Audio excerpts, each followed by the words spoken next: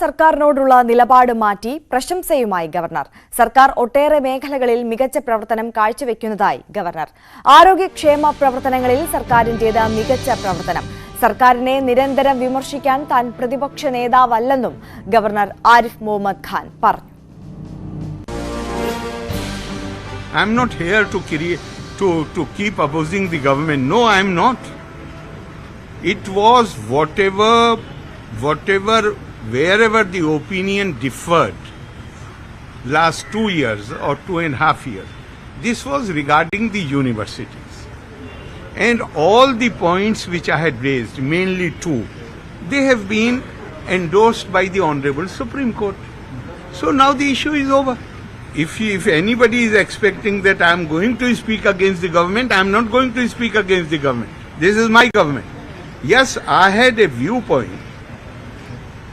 I have a duty to see that the business of the government is transacted in accordance with the constitution and the law. And the points which I had raised have been upheld by the Honorable Supreme Court.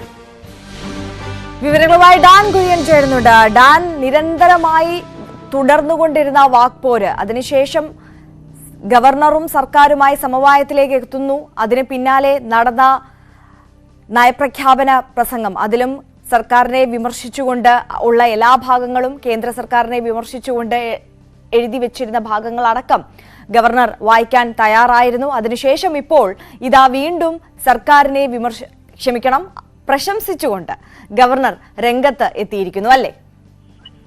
തീർച്ചയായിട്ടും ആര്യ, അങ്ങനെ തന്നെ പറയേണ്ടി വരും. നാടകീയമായിട്ടുള്ള പ്രതികരണങ്ങളാണ് സർക്കാരുമായി ബന്ധപ്പെട്ട് ഗവർണറുടെ ഭാഗത്ത് നിന്ന് കഴിഞ്ഞ കുറച്ച് ദിവസങ്ങളായി ഉണ്ടായിക്കൊണ്ടിരിക്കുന്നത്. കാരണം ഇന്നലെ നടന്ന അജ്ഞവും പരിപാടിയിൽ മുഖ്യമന്ത്രി പിണറായി വിജയൻ കുടുംബസമേതം പങ്കെടുക്കുന്ന സാഹചര്യം അതുതന്നെ വലിയ വാർത്തകളായി. അതിന് പിന്നാലെ ഇന്ന് സർക്കാരിന്റെ പ്രവർത്തനങ്ങളെ ഏറെ പ്രശംസിക്കുന്ന തരത്തിലുള്ള വാക്കുകളാണ് ഗവർണറുടെ ഭാഗത്ത് ഉണ്ടായിരിക്കുന്നത്.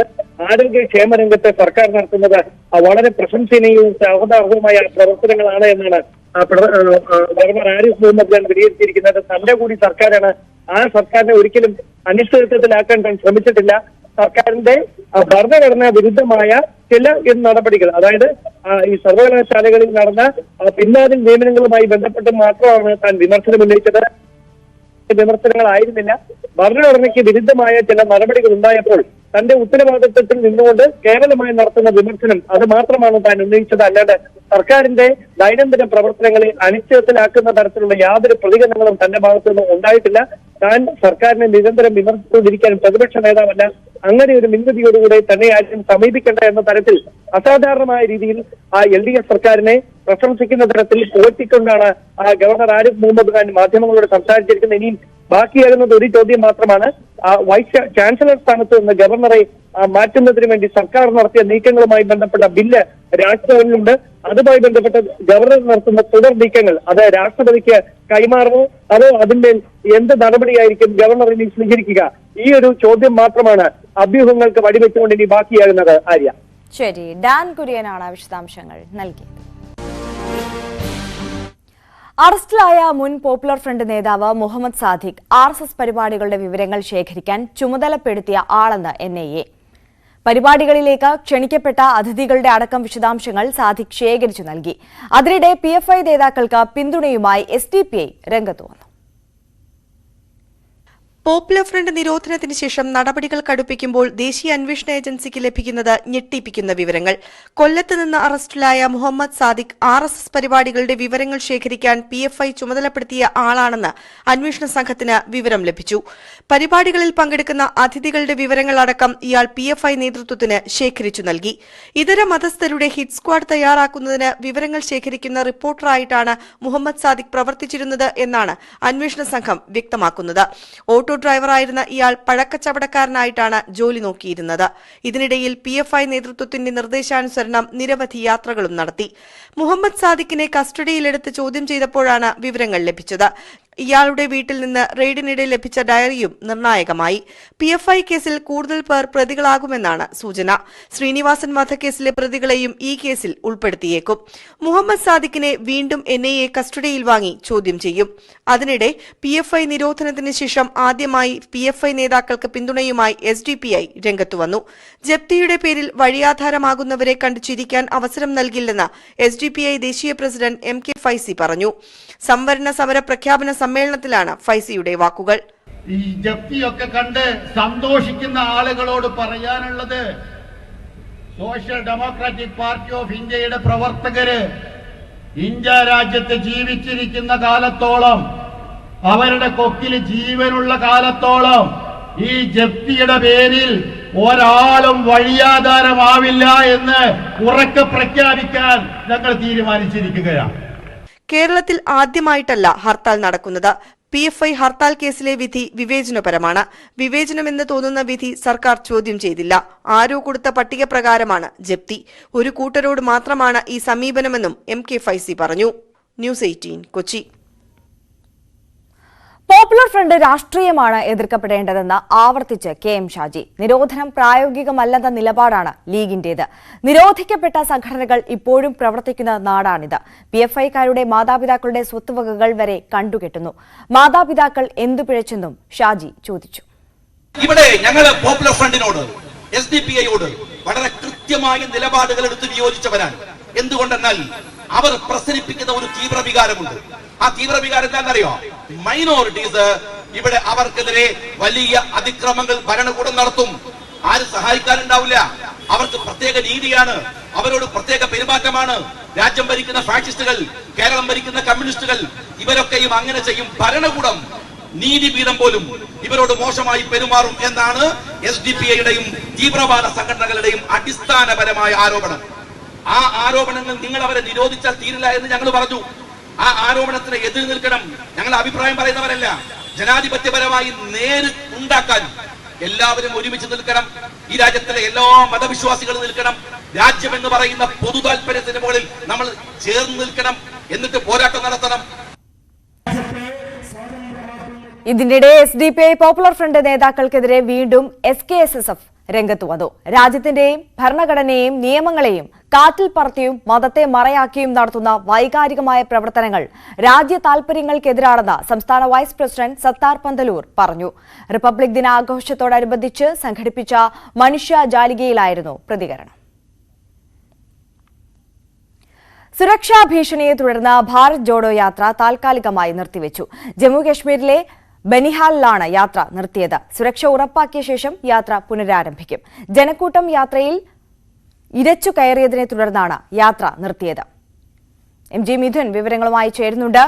MG മിഥുൻ, ഇത്തരത്തിൽ ഈ സുരക്ഷാ വീഴ്ചയുമായി ബന്ധപ്പെട്ട പല കാര്യങ്ങൾ ഈ ഭാരത് ജോഡോ യാത്രയുമായി ബന്ധപ്പെട്ട് നമ്മൾ പലതവണ കണ്ടതാണ്. രാഹുൽ ഗാന്ധിയുടെ അടുത്തേക്ക് വരെ ഈ സുരക്ഷാ ഉദ്യോഗസ്ഥരെ വെട്ടിച്ചുകൊണ്ട് ആളുകൾ എത്തുന്നത് നമ്മൾ കണ്ടതാണ്. ഈ ഒരു പശ്ചാത്തലത്തിലാണ് ഇപ്പോൾ ഈ യാത്ര നിർത്തിവെച്ചിരിക്കുന്നത്, അല്ലേ? ആര്യ, അതായത് ഈ ഉച്ചയോടെ യാത്ര കാശ്മീർ താഴ്വരയിലേക്ക് കടക്കുന്നതിന് തൊട്ടു മുമ്പാണ് ബനിഹാലിൽ വെച്ച് നിർത്തേണ്ട ഒരു സാഹചര്യം ഉണ്ടായത്. താൽക്കാലികമായി ഈ സുരക്ഷാ വീഴ്ചയെ തുടർന്ന് നിർത്തിവെക്കുന്നതായി കോൺഗ്രസ് തീരുമാനമെടുക്കുകയും ചെയ്തിരിക്കുകയാണ്. ബനിഹാലിൽ നിന്ന് ഇതോടെ രാഹുലിനെ ബുള്ളറ്റ് പ്രൂഫ് കാറിലേക്ക് ഇപ്പോൾ മാറ്റുകയും ചെയ്തിരിക്കുകയാണ്. മതിയായ സുരക്ഷ ഉറപ്പാക്കിയതിനു ശേഷം മാത്രം കാശ്മീരിലൂടെ യാത്ര നടത്തിയാൽ മതിയെന്നാണ് ഇപ്പോൾ കോൺഗ്രസ് തീരുമാനമെടുക്കുകയും ചെയ്തത്. ഇത് സംബന്ധിച്ച ജനറൽ സെക്രട്ടറി KC വേണുഗോപാൽ മാധ്യമങ്ങളോട് പ്രതികരിക്കുകയും ചെയ്തു. അതായത് ജമ്മുവിൽ നിന്ന് യാത്ര തുടങ്ങി ബനിഹാൽ ടൗണിൽ വെച്ച് സുരക്ഷാ ഏജൻസികൾ അദ്ദേഹത്തിന്റെ സുരക്ഷ പിൻവലിച്ചെന്നാണ് കോൺഗ്രസ് ആരോപിക്കുന്നത്. കാശ്മീരിലുള്ള യാത്ര നേരത്തെ തന്നെ ഇതുമായി ബന്ധപ്പെട്ട് സുരക്ഷാ ഏജൻസികൾ മുന്നറിയിപ്പ് നൽകിയിരുന്നു. പല മേഖലകളിലും വലിയ രീതിയിലുള്ള സുരക്ഷാ വീഴ്ച, അതായത് സുരക്ഷാ പ്രശ്നങ്ങളുണ്ട്. അതുകൊണ്ട് തന്നെ ആ മേഖലകളിൽ ഒരു കാറുകളിലൂടെ മാത്രമേ സഞ്ചരിക്കാൻ പാടുള്ളൂ എന്നൊരു നിർദ്ദേശം നേരത്തെ തന്നെ സുരക്ഷാ ഏജൻസികൾ മുന്നോട്ട് വെച്ചിരുന്നു. അത് ആദ്യഘട്ടങ്ങളിലൊക്കെ തന്നെ കോൺഗ്രസ് തള്ളുന്നതാണ് കണ്ടത്. അതായത് യാത്ര കാൽനടയായിട്ട് മുന്നോട്ട് പോകാൻ തന്നെയാണ് ആദ്യഘട്ടം മുതൽ തീരുമാനിച്ചത്. അതേ രീതിയിൽ തന്നെ മുന്നോട്ട് പോകുമെന്നായിരുന്നു രാഹുൽ ഗാന്ധി നിലപാടെടുത്തത്. ഒടുവിലാണ് ഇപ്പോൾ സുരക്ഷാ ഏജൻസികൾ ഈ മേഖലകളിൽ കൂടുതൽ വീഴ്ചകൾ ഉണ്ടാകുന്ന പശ്ചാത്തലത്തിൽ അവർ സുരക്ഷ പിൻവലിച്ചിരിക്കുകയും ചെയ്യുന്നത്. കൂടാതെ ഈ സുരക്ഷാ ചുമതലയുള്ള CRPF ഉദ്യോഗസ്ഥർ പിന്മാറിയ പശ്ചാത്തലത്തിലാണ് ഭാരത് ജോഡോ യാത്ര നിർത്തിവെച്ചിരിക്കുന്നതാണ് കോൺഗ്രസ് ആരോപിക്കുന്നത്. പക്ഷേ അതിൽ ഇവരുടെ പ്രതികരണം വരികയും ചെയ്തിട്ടുണ്ട്. അതായത് ഉദ്യോഗസ്ഥരെ പിൻവലിച്ചെന്ന വിവരം CRPF ഇതുവരെയും ഔദ്യോഗികമായി സ്ഥിരീകരിച്ചിട്ടില്ല. സുരക്ഷ നൽകുന്നുണ്ടെന്നും സുരക്ഷാ നിർദ്ദേശങ്ങൾ പാലിക്കുന്നില്ലെന്ന പരാതിയാണ് തങ്ങൾ കോൺഗ്രസിനെ അറിയിച്ചതെന്നുമാണ് CRPF ഇതുമായി ബന്ധപ്പെട്ട വിശദീകരണം നൽകിയിരിക്കുന്നത്. എന്തായാലും രാഹുൽ ഗാന്ധിയെ ഇപ്പോൾ നിലവിൽ ബുള്ളറ്റ് പ്രൂഫ് കാറിലേക്ക് മാറ്റുകയും ചെയ്തിട്ടുണ്ട്. മതിയായ സുരക്ഷ ഏർപ്പെടുത്തിയതിനു ശേഷം തുടർന്ന് യാത്ര നടത്തിയാൽ മതി എന്നുള്ള തീരുമാനത്തിലേക്കാണ് കോൺഗ്രസ് നേതൃത്വം എത്തിയിരിക്കുന്നത്. ശരി, MJ മിഥുനാണ് വിവരങ്ങൾ നൽകിയത്. തിരുവനന്തപുരം പാറ്റൂർ ഗുണ്ട ആക്രമണം നടന്ന ആഴ്ചകൾ പിന്നിടുമ്പോഴും കുപ്രസിദ്ധ ഗുണ്ട ഓംപ്രകാശ് എവിടെയെന്ന് കണ്ടെത്താനാകാതെ അന്വേഷണ സംഘം. ഓംപ്രകാശ് ഹൈദരാബാദിൽ ഉണ്ടെന്ന സൂചന പോലീസിന് ലഭിച്ചുവെങ്കിലും ഇതുവരെ പിടികൂടാനായിട്ടില്ല. മെഡിക്കൽ കോളേജിൽ ആംബുലൻസ് ഡ്രൈവറെ ഭീഷണിപ്പെടുത്തി മുങ്ങിയ പുത്തൻപാലം രാജേഷ് എവിടെയെന്നും പോലീസിന് വ്യക്തതയില്ല. ഓംപ്രകാശിനും പുത്തൻപാലം രാജേഷിനും രാഷ്ട്രീയ സംരക്ഷണം ലഭിക്കുന്നു എന്ന ആരോപണമാണ് ഉയരുന്നത്. ഓംപ്രകാശിന്റെ സംഘത്തിലെ 2 പേരെ അറസ്റ്റ് ചെയ്യുകയും 4 പേർ കോടതിയിൽ കീഴടങ്ങുകയും ചെയ്തിരുന്നു. എന്നാൽ ഓംപ്രകാശ് എവിടെയെന്ന് കണ്ടെത്താൻ അന്വേഷണ സംഘത്തിന് ഇതുവരെ സാധിച്ചിട്ടില്ല. പാറ്റൂരിൽ നിധിന്റെ ഗുണ്ടാസംഘവുമായി ഓംപ്രകാശിന്റെ സംഘം ഏറ്റുമുട്ടുകയായിരുന്നു. അക്രമസമയത്ത് ഓംപ്രകാശ് സ്ഥലത്തുണ്ടായിരുന്നില്ല എന്നാണ് സംഘത്തിലെ മറ്റുള്ളവർ പോലീസിന് നൽകിയ മൊഴി. എന്നാൽ ഓംപ്രകാശാണ് തന്നെ ആക്രമിച്ചതെന്ന് നിധിൻ മൊഴി നൽകിയിട്ടുണ്ട്. ഗുണ്ടാസംഘം സഞ്ചരിച്ച കാർ ഓംപ്രകാശിന്റെ ഫ്ളാറ്റിൽ നിന്ന് നേരത്തെ കണ്ടെടുത്തിരുന്നു. സംഘത്തിൽപ്പെട്ട ആരിഫ് സെക്രട്ടേറിയറ്റ് ഉദ്യോഗസ്ഥയെയും CPI നേതാവിന്റെ മകളെയും ഒളിവിലിരുന്ന സമയത്ത് ഫോണിൽ ബന്ധപ്പെട്ടിരുന്നു. കാപ്പ ലിസ്റ്റ് തയ്യാറാക്കുന്ന ഉദ്യോഗസ്ഥയെയാണ് ഗുണ്ട വിളിച്ചത് എന്നത് സംഭവത്തിന്റെ ഗൌരവം വർദ്ധിപ്പിക്കുന്നു. വഴിവിട്ട സൗഹൃദം ആഭ്യന്തര വകുപ്പിന് നാണക്കേടായി. CPI നേതാവിന്റെ വീട്ടിലേക്ക് അന്വേഷണ സംഘം എത്തുമെന്ന ഘട്ടമായപ്പോഴായിരുന്നു ഗുണ്ടകൾ കോടതിയിൽ കീഴടങ്ങിയത്. വീണ്ടും നിയമസഭ ചേരുമ്പോൾ ഗുണ്ടാ പോലീസ് രാഷ്ട്രീയ ബന്ധം സർക്കാരിനെതിരെയുള്ള ആയുധമാക്കാനാണ് പ്രതിപക്ഷ തീരുമാനം. തമിഴ്നാട്ടിലുണ്ട് എന്ന് പറയുന്നുവെങ്കിലും പുത്തൻപാലം രാജേഷിനെ കണ്ടെത്താനും ഇതുവരെ സാധിച്ചിട്ടില്ല. ന്യൂസ് 18 തിരുവനന്തപുരം. CPM നേതാവ് A. ഷാനവാസിനെതിരെ ആരോപണമുയർന്ന ലഹരിക്കടത്ത് കേസിൽ ശരിയായ നിലപാടെടുക്കുമെന്ന് MV ഗോവിന്ദൻ. പരാതികൾ പാർട്ടി പരിശോധിക്കുമെന്നും CPM സംസ്ഥാന സെക്രട്ടറി MV ഗോവിന്ദൻ പറഞ്ഞു. ആലപ്പുഴ പാർട്ടി നടപടി ലഹരി കേസിൽ നടപടി നേരിട്ടാണല്ലോ അദ്ദേഹം പറയുന്നത്. വിഭാഗീയതയുടെ ഭാഗമാണ് അവിടുത്തെ നേതാക്കൾ. പാർട്ടി കത്ത് കിട്ടിയിട്ടുണ്ടോ? അതൊക്കെ പാർട്ടി പരിശോധിച്ച് ആവശ്യമായ നിലപാട്. പാർട്ടി കത്ത് കിട്ടിയിട്ടുണ്ടോ? അതൊക്കെ ശരിയായ നിലപാട് സ്വീകരിക്കും. ഒരു വിട്ടുവീഴ്ചയില്ല. കോൺഗ്രസിൽ നിന്ന് രാജിവെച്ച തീരുമാനം അനിൽ ആന്റണി തിരുത്തണമെന്ന് K. മുരളീധരൻ. ഏതെങ്കിലും നേതാക്കളോട് പ്രശ്നമുണ്ടെങ്കിൽ പറയണം. എന്തെങ്കിലും ഒരു വികാരത്തിൽ തീരുമാനമെടുക്കരുതെന്നും K. മുരളീധരൻ.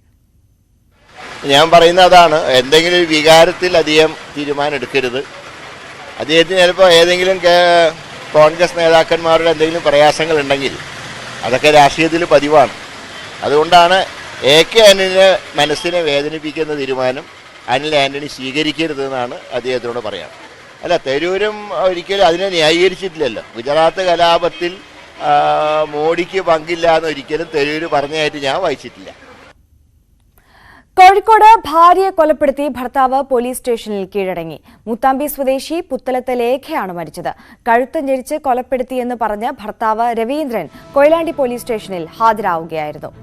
S. വിനേഷ് കുമാർ വിവരങ്ങൾ നൽകും. വിനേഷ്, എന്താണ് സംഭവിച്ചത്?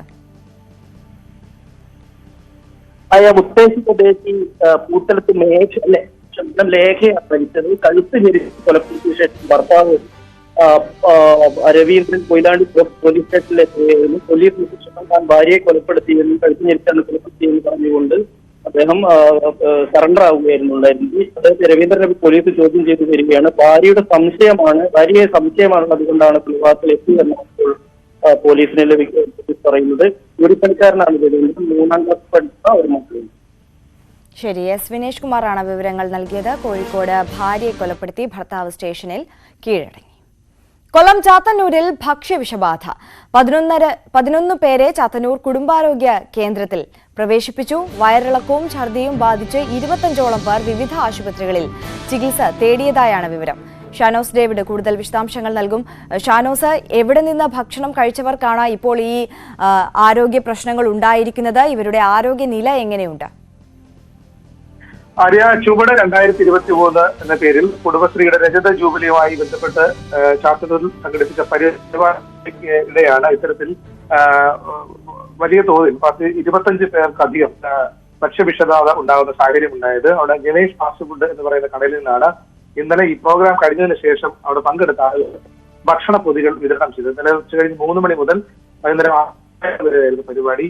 മിക്ക ആളുകളും ഈ ഭക്ഷണ പൊതിയുമായി വീടുകളിലേക്ക് പോവുകയായിരുന്നു. വൈകുന്നേരം രാത്രി സമയത്ത് ഈ ഭക്ഷണം കഴിച്ചവർക്കാണ് രാവിലോടുകൂടി ഇത്തരത്തിൽ പ്രശ്നമുണ്ടായതായി കണ്ടെത്തിയത്. പലർക്കും ഛർദിലും വയറ്റിളക്കവും ഉണ്ടാകുന്ന സാഹചര്യമുണ്ടായി. അത്തരം ആദ്യം 8 പേരെയാണ് ഈ പ്രാഥമിക ആരോഗ്യ കേന്ദ്രത്തിൽ കുടുംബാരോഗ്യ കേന്ദ്രത്തിൽ പ്രവേശിപ്പിച്ചത്. പിന്നീട് 3 പേരെ കൂടെ പ്രവേശിപ്പിച്ചു. ഇപ്പോ ചാത്തന്നൂരിലെ കുടുംബാരോഗ്യ കേന്ദ്രത്തിൽ 11 പേരുണ്ട്. ബാക്കി 25ഓളം ആളുകളെ മറ്റ് വിവിധ സ്ഥലങ്ങളിലെ ആശുപത്രി പ്രവേശിപ്പിച്ചു എന്നാണ് നമുക്ക് ലഭിക്കുന്ന വിവരങ്ങൾ. പാഴ്സലായിട്ട് കൊടുത്ത ഭക്ഷണത്തിൽ പഴകിയ ഭക്ഷണമാണോ അല്ലെങ്കിൽ വേറെ എന്തെങ്കിലും തരത്തിൽ ഭക്ഷ്യവിഷബാധ ഉണ്ടായതാണോ എന്നൊക്കെയുള്ള കാര്യങ്ങൾ പരിശോധന വരെ സ്ഥലം വന്നാൽ മാത്രമേ അറിയാൻ കഴിയൂ. എന്നാലും ഈ കടയിൽ ചാത്തന്നൂരിലെ ഗണേഷ് ഫാസ്റ്റ് ഫുഡില് ആരോഗ്യവകുപ്പ് പരിശോധന നടത്തിയത്. ആ പരിശോധന ഫലം വരുന്ന പുറകെ ഇതെന്തുകൊണ്ടാണ് ഇത്തരത്തിലൊരു ആരോഗ്യ പ്രശ്നം ഉണ്ടാകുന്ന തരത്തിലേക്ക് ഭക്ഷണത്തിൽ എന്താണ് കലർന്നത് അല്ലെങ്കിൽ ഭക്ഷണം പഴകിയതായിരുന്നു എന്നുള്ള കാര്യങ്ങൾ അല്പം കൂടി വൈകും അതിന്റെ വിവരങ്ങൾ ലഭിക്കാൻ എന്നുള്ളതാണ് വിവരം. ശരി, ഷാനോസ് ഡേവിഡാണ് വിശദാംശങ്ങൾ നൽകിയത്. കൊല്ലം ചാത്തന്നൂരിലാണ് ഭക്ഷ്യവിഷബാധയേറ്റ് 35-ലധികം ആളുകൾ ചികിത്സ തേടിയിരിക്കുന്നത്. ഭക്ഷ്യസുരക്ഷാ വകുപ്പിൽ നിയമവിഭാഗം തുടങ്ങുമെന്ന് ആരോഗ്യമന്ത്രി വീണ ജോർജ്. പഴകിയ ഭക്ഷണം പിടിച്ചാലടക്കമുള്ള തുടർ നടപടികൾ വേഗത്തിലാക്കാനാണിത്. ഭക്ഷ്യസുരക്ഷാ മാനദണ്ഡം പാലിക്കാത്തവർക്ക് എതിരെ കർശന നടപടി. ലൈസൻസ് റദ്ദാക്കിയാൽ ഭക്ഷ്യസുരക്ഷാ കമ്മീഷണറുടെ അനുമതിയോടെ പുനഃസ്ഥാപിക്കൂ. ലൈസൻസ് സസ്പെൻഡ് ചെയ്ത സ്ഥാപനം മറ്റൊരിടത്ത് പ്രവർത്തിക്കാൻ അനുവദിക്കില്ലെന്നും മന്ത്രി പറഞ്ഞു. പോലീസിന്റെയും അതോടൊപ്പം തന്നെ തദ്ദേശ സ്ഥാപനങ്ങളുടെ എല്ലാം സഹായത്തോടെ പ്രത്യേകിച്ച് പോലീസിന്റെ നിയമപരമായി സ്വീകരിക്കാൻ കഴിയുന്ന പരമാവധി നടപടികൾ സ്വീകരിക്കും. ഒരിക്കൽ ഈ രീതിയിൽ ഭക്ഷ്യവിഷബാധ അല്ലെങ്കിൽ ലൈസൻസ് സസ്പെൻഡ് ചെയ്യപ്പെട്ട കമ്മീഷണർ കണ്ടിട്ട് മാത്രമേ ലൈസൻസ് അത് പിന്നീട് പുതുക്കി നൽകുകയുള്ളൂ. അതോടൊപ്പം തന്നെ ഇതുമായി അനുബന്ധിച്ച പ്രവർത്തനങ്ങളിൽ ഇപ്പൊ പലയിടത്തും കണ്ടത് ഒരിടത്ത് ലൈസൻസ് സസ്പെൻഡ് ചെയ്യുന്നു, ആ സ്ഥാപനം മറ്റൊരിടത്ത് പോയി പ്രവർത്തിക്കുന്നു എന്നുള്ളത്. ഒരു കാലത്തും പിന്നീട് ആ സ്ഥാപനം പ്രവർത്തിക്കാൻ കഴിയില്ല. അത് തന്നെ തക്കവണ്ണം വളരെ ശക്തമായിട്ടുള്ള നടപടികൾ എടുക്കും. ഫെബ്രുവരി മാസം 1-ാം തീയതി മുതൽ കേരളത്തെ ഒരു സേഫ് ഫുഡ് ഡെസ്റ്റിനേഷൻ ആക്കുന്നതിന് വേണ്ടിയിട്ടുള്ള പ്രവർത്തനങ്ങൾ അതിന്റെ ഭാഗമായിട്ടാണ്. 2011-ലാണ് ഈ ആക്ട് നിലവിൽ വന്നത്. പക്ഷേ ഈ ആക്ട് പ്രകാരം നിഷ്കർഷിക്കുന്ന ഹെൽത്ത് കാർഡ് ഉൾപ്പെടെയുള്ളവ എടുക്കാതെ എത്രയോ ആയിരക്കണക്കിന് 10,000-കണക്കിന് ആളുകളാണ് ഇവിടെ പ്രവർത്തിച്ചുകൊണ്ടിരുന്നത്. ഫെബ്രുവരി മാസം 1-ാം തീയതി മുതൽ ഹെൽത്ത് കാർഡുകൾ നിർബന്ധമാക്കണം. അത് സംബന്ധിച്ചിട്ടുള്ള പരിശോധനകൾ ഉണ്ടാകും. അതോടൊപ്പം തന്നെ ഈ ഹോട്ടലിന്റെ ഹൈജീന് അതുപോലെ ഭക്ഷണ സാധനങ്ങൾ സൂക്ഷിക്കുന്നതുമായി ബന്ധപ്പെട്ട കാര്യങ്ങളിലല്ലേ വളരെ കൃത്യമായ പരിശോധന ഉണ്ടാകും, കർശനമായ നടപടികൾ ഉണ്ടാകും. അപ്പൊ കേരളത്തെ നമുക്കറിയാം ഒരു ടൂറിസ്റ്റ് ഡെസ്റ്റിനേഷനാണ്. അപ്പൊ അത് ഒരു സേഫ് ഫുഡ് ഡെസ്റ്റിനേഷൻ എന്ന രീതിയിലേക്ക് കേരളത്തെ മാറ്റുന്നതിന് വേണ്ടിയിട്ടുള്ള ഒരു വലിയ പ്രവർത്തന പരിപാടിയാണ് ഈ മാസം ഫെബ്രുവരി മാസം 1-ാം തീയതി മുതൽ ആസൂത്രണം ചെയ്തിരിക്കുന്നത്. തിരികെ എത്താം ഇടവേളയ്ക്ക് ശേഷം.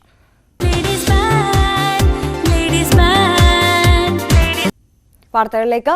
കോഴിക്കോട് KSRTC ടെർമിനൽ ബലക്ഷയത്തിൽ അന്വേഷണം നടക്കുന്നെന്ന് ഗതാഗത മന്ത്രി ആന്റണി രാജു. കുറ്റക്കാർക്കെതിരെ നടപടി സ്വീകരിക്കും. ടെർമിനൽ പൂർണ്ണമായും പൊളിച്ചു മാറ്റേണ്ടതില്ലെന്നും 30 കോടി ചെലവഴിച്ച് അറ്റകുറ്റപ്പണി നടത്തിയാൽ മതിയെന്നും മന്ത്രി പറഞ്ഞു. ആ തുക കുറ്റക്കാരിൽ നിന്ന് ഈടാക്കുമെന്നും മന്ത്രി പറഞ്ഞു. പരിഹരിക്കാൻ കഴിയുന്ന ബലക്ഷയം ഉണ്ടായിട്ടുണ്ട് എന്നുള്ളതാണ് റിപ്പോർട്ട് പറഞ്ഞിരിക്കുന്നത്.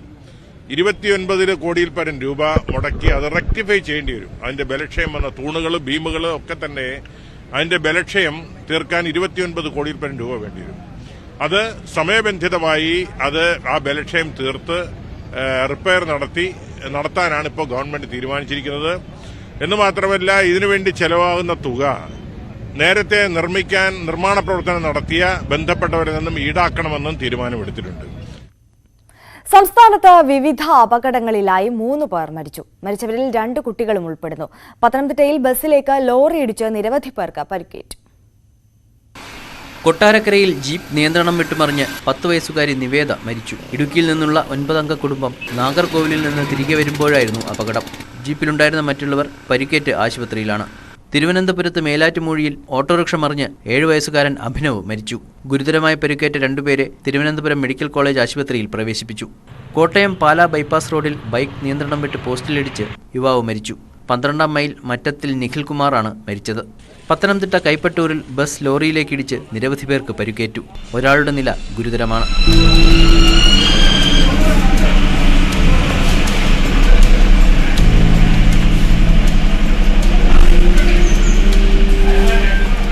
പാലക്കാട് തൃത്താല കൂനമൂച്ചിയിൽ കാർ നിയന്ത്രണം വിട്ട് നിർത്തിയിരുന്ന ഓട്ടോറിക്ഷയെ ഇടിച്ചു തകർത്തു.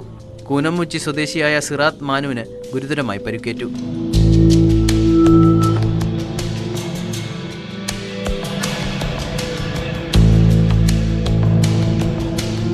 വിവിധ ബ്യൂറോകൾക്കൊപ്പം ന്യൂസ് ഡെസ്ക് ന്യൂസ് 18. കോൺഗ്രസിൽ നേതൃത്വത്തിനെതിരെ വിമതയോഗം. തിരുവനന്തപുരത്ത് കോൺഗ്രസ് ജില്ലാ മണ്ഡലം നേതാക്കൾ ആണ് യോഗം ചേർന്നത്. ശാസ്തമംഗലം മോഹനെയും ഡി സുദർശനെയും ഒഴിവാക്കണമെന്ന ആവശ്യവുമായാണ് നേതാക്കൾ വിമതയോഗം വിളിച്ചത്. ഇവരെ പുനഃസംഘടനാ ചർച്ചയിൽ പങ്കെടുപ്പിക്കരുതെന്നാണ് ആവശ്യം. കർഷക കോൺഗ്രസ് ജില്ലാ പ്രസിഡന്റ് ഉദയകുമാറിന്റെ നേതൃത്വത്തിൽ നടന്ന യോഗത്തിൽ DCC ജനറൽ സെക്രട്ടറിമാരും അംഗങ്ങളും പങ്കെടുത്തു. BBC ഡോക്യുമെന്ററി പ്രദർശനത്തിൽ പോലീസിനെതിരെ കോഴിക്കോട് മെഡിക്കൽ കോളേജിലെ വിദ്യാർത്ഥികൾ. BJP പ്രവർത്തകർ ക്യാമ്പസിൽ കയറി ബഹളമുണ്ടാക്കിയിട്ടും പോലീസ് അനങ്ങിയിട്ടില്ലെന്നും ഡോക്യുമെന്ററി പ്രദർശനത്തിന് നേതൃത്വം നൽകിയ വിദ്യാർത്ഥികളെ പോലീസ് ഭീഷണിപ്പെടുത്തിയെന്നുമാണ് ആരോപണം. നമ്മൾ പോലീസിനോട് പറഞ്ഞു, ഈ ആൾക്കാരൊന്നും ഇവിടെ കയറാൻ അനുമതിയുള്ള ആൾക്കാരല്ല, നിങ്ങൾ ഇവരെയാണ് ഇവിടെ നിന്ന് മാറ്റേണ്ടത്, അല്ലാതെ ഞങ്ങളുടെ ഏരിയയിൽ നിന്ന് ഞങ്ങളോട് ഹോസ്റ്റലിൽ പോകാൻ പറയാൻ പാടില്ല എന്ന് നമ്മൾ പോലീസിനോട് പറഞ്ഞു. പക്ഷെ പോലീസ് ആ വന്ന ആൾക്കാരോട് ഒരു വാക്ക് പോലും സംസാരിക്കാൻ തയ്യാറല്ല. ഫുള്ള് നമ്മളെ അടിച്ചമർത്താനും നമ്മളെ മേലെ ശബ്ദമുയർത്തി സംസാരിക്കാനും മാത്രമാണ് പോലീസ് തയ്യാറായിട്ടുണ്ടായത്. പോലീസ് പറഞ്ഞത് നിങ്ങൾ ധൈര്യം ഉണ്ടെങ്കിൽ നടത്തി കാണിക്കുക എന്നുള്ള രീതിയിൽ നമ്മൾ സംസാരിച്ച് ഭീഷണിപ്പെടുത്തി. കുറേ പ്രാവശ്യം പറഞ്ഞപ്പോൾ പോലീസ് പറയാം നിങ്ങളൊക്കെ SDPIക്കാരാണെന്നുള്ള രീതിയിൽ വരെ നമ്മൾ ആക്ഷേപിക്കുന്നുണ്ടായി. ISRO ഗൂഢാലോചന കേസിൽ മുൻ DGP Sibi Mathews, RB Sreekumar, S Vijayan തുടങ്ങിയവർ CBI ഓഫീസിൽ ഹാജരായി. തിരുവനന്തപുരം മുട്ടത്തറ CBI ഓഫീസിലാണ് എത്തിയത്. ഇന്ന് മൊഴി നൽകിയില്ലെന്നും മറ്റൊരു ദിവസം മൊഴി നൽകുമെന്നും സിബി മാത്യൂസ് പറഞ്ഞു. പിന്നീട് വിശദമായിട്ട് ചോദിക്കാമെന്ന് പറഞ്ഞു. സമയം തന്നിട്ട് ചോദിക്കാം, നോട്ടീസ് തരാമെന്ന് പറഞ്ഞു. അപ്പോൾ ഇന്ന് ഹൈക്കോടതിയുടെ ഉത്തരവ് പ്രകാരം വന്നു മാത്രം. പ്രതികളായ മുൻ പോലീസ് ഇന്റലിജൻസ് ഉദ്യോഗസ്ഥർ ഇന്ന് CBIയുടെ ചോദ്യം ചെയ്യലിന് ഹാജരാകാൻ ഹൈക്കോടതി നിർദ്ദേശിച്ചതിനെ തുടർന്നാണ് ഹാജരായത്. ഇന്ത്യൻ ഓഹരി വിപണിയിൽ നഷ്ടം തുടരുന്നു.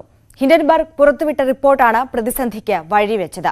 സെൻസെക്സ് 59,500-നും നിഫ്റ്റി 17,700-നും താഴെയായി. ഒക്ടോബർ 27-നു ശേഷം ആദ്യമായാണ് നിഫ്റ്റി 17,700-ന് താഴെയാകുന്നത്. ഹിൻഡൻബർഗിന്റെ വെളിപ്പെടുത്തൽ ഓഹരി വിപണിയെ പിടിച്ചുലയ്ക്കുന്നു. അദാനി എന്റർപ്രൈസസ്, അദാനി പോർട്സ് തുടങ്ങിയ സ്ഥാപനങ്ങളുടെ ഓഹരികളാണ് നഷ്ടത്തിലായത്. അദാനി ഗ്രൂപ്പിന്റെ കമ്പനി അക്കൗണ്ടിലും കോർപ്പറേറ്റ് ഭരണ സംവിധാനത്തിലും ഗുരുതര പ്രശ്നങ്ങളുണ്ടെന്നാണ് ഹിൻഡൻബർഗിന്റെ റിപ്പോർട്ട്. കമ്പനിയുടെ കടസ്ഥിതിയും ഭരണപ്രശ്നങ്ങളും വിളിച്ചറിയിക്കുന്ന റിപ്പോർട്ട് ഓഹരി വിപണിയെ കടുത്ത സമ്മർദ്ദത്തിലാക്കി. വിൽപ്പന സമ്മർദ്ദം ബാങ്കിംഗ് സ്റ്റോക്കുകളെയും ബാധിച്ചു. ICIC ബാങ്ക്, HDFC ബാങ്ക് തുടങ്ങിയവയുടെ ഓഹരികളും ഇടിഞ്ഞു. അദാനി ഗ്രൂപ്പിലെ ലിസ്റ്റ് ചെയ്ത 7 കമ്പനികളുടെ മൂല്യം ഊതിപ്പെരുപ്പിച്ചതെന്നായിരുന്നു റിപ്പോർട്ട്. ഹിൻഡൻബർഗിനെതിരെ നിയമ നടപടികൾ സ്വീകരിക്കുന്നതുമായി ബന്ധപ്പെട്ട് US-ലെയും ഇന്ത്യയിലെയും നിയമവിദഗ്ധരുമായി ആലോചന നടത്തിവരികയാണെന്ന് അദാനി ഗ്രൂപ്പ് നേരത്തെ വ്യക്തമാക്കിയിരുന്നു. നിയമ നടപടികളെ സ്വാഗതം ചെയ്ത അമേരിക്കൻ നിക്ഷേപക ഗവേഷണ ഏജൻസിയായ ഹിൻഡൻബർഗ് റിസർച്ച് നിലപാടിൽ ഉറച്ചു നിൽക്കുന്നതായും വ്യക്തമാക്കി.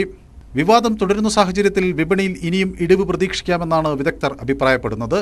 അതേസമയം ഓട്ടോമൊബൈൽ മേഖലയിൽ മുന്നേറ്റം പ്രകടമായി. Bajaj auto, Tata motors, doctor Reddy's lab, Cipla, SBI life തുടങ്ങിയ ഓഹരികളാണ് നേട്ടത്തിലായത്. Business desk, news 18. ഡോളറിനെതിരെ പാക് രൂപയുടെ മൂല്യം കുത്തനെ ഇടിഞ്ഞു. $1 255 രൂപയാണ് നിലവിലെ മൂല്യം. ഇന്നലെ മാത്രം 24 രൂപയാണ് ഡോളറിനെതിരെ ഇടിഞ്ഞത്. രാജ്യത്തിന്റെ പല ഭാഗത്തും ധാന്യപ്പൊടിക്ക് 3000 രൂപയോളം ഉയർത്തിയിരുന്നു. കഴിഞ്ഞ 24 വർഷത്തിനിടെ ഏറ്റവും ഉയർന്ന നിരക്കിൽ പാക് സെൻട്രൽ ബാങ്ക് പലിശ നിരക്ക് ഉയർത്തിയിരുന്നു. മലബാർ ഗോൾഡിന്റെ കേരളത്തിലെ 39ാമത് ഷോറൂം കണ്ണൂർ ഇരിട്ടിയിൽ പ്രവർത്തനം ആരംഭിച്ചു. ഇരിട്ടി MLA സണ്ണി ജോസഫും Malabar group of companies chairman MP അഹമ്മദും ചേർന്നാണ് ഉദ്ഘാടനം നിർവഹിച്ചത്.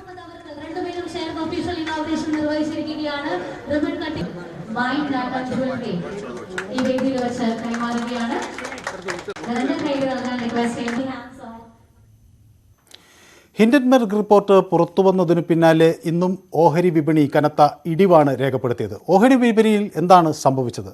അതാണെന്ന് ന്യൂസ് 18 പരിശോധിക്കുന്നത്. പ്രത്യേക പരിപാടിയിലേക്ക് സ്വാഗതം.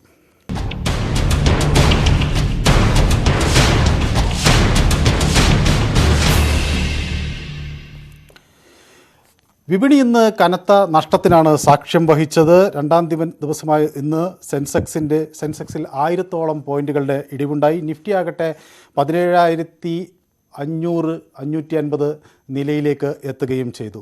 ദലാൽ തെരുവിൽ എന്താണ് സംഭവിക്കുന്നത്? എന്നോടൊപ്പം ഈ വിഷയം ചർച്ച ചെയ്യാൻ വിദഗ്ധനായ പ്രിൻസ് ജോർജ് ചേരുന്നുണ്ട്. ഒപ്പം തന്നെ ബിനു ജോസഫും മേരി ജോർജിനെയും പ്രതീക്ഷിക്കുന്നു. ആദ്യം പ്രിൻസ് ജോർജിലേക്ക്. പ്രിൻസ് ജോർജ്, എന്ത് സംഭവിച്ചു വിപണിക്ക്? ഈ റിപ്പോർട്ട് പുറത്തു വന്നതിൻ്റെ പശ്ചാത്തലത്തിലാണോ മാത്രമാണോ ഈ വിപണിയിൽ വലിയ തോതിൽ ഇടിവുണ്ടായിട്ടുള്ളത്? എങ്ങനെ കാണണം ഈ പ്രതിഭാസത്തെ?